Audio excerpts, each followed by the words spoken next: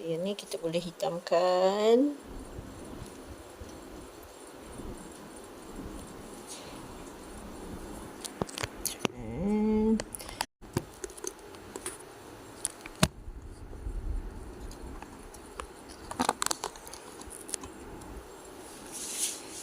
Ini garaj keretanya.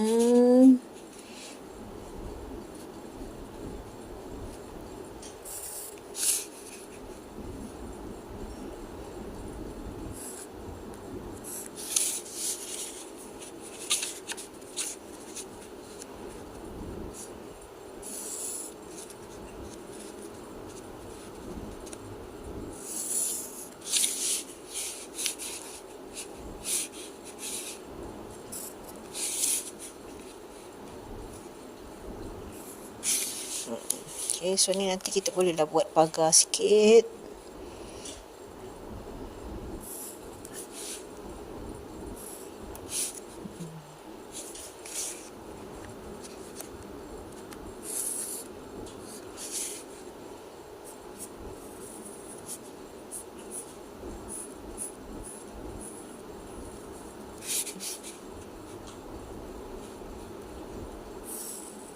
Okay, ni pagar dia. Contohnya lah.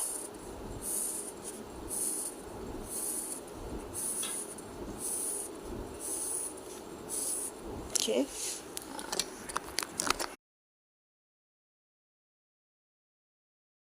Jadinya inilah idea rumah yang saya cakapkan tadi. Kita gunakan lukisan perspektif 2 titik. Perspektif 2 titik tu ada 2 titik lenyap, ada titik lenyap 1, ada titik lenyap 2. Okey, bila dah settle ni semua, rumah ni dah settle, garisan tepi ni pun awak dah boleh padam. Okey, hanya buat 1 biji rumah sahaja. Tak payah tepi-tepi ni nak buat rumah mak awak, isteri nombor 1, isteri nombor 2, isteri nombor 3, tak perlu. Hanya buat 1 rumah sahaja. Okey. Selamat mencuba. Okey, cuba tengok dekat YouTube, ada banyak lagi desain rumah yang lagi cantik untuk awak hasilkan. Terima kasih.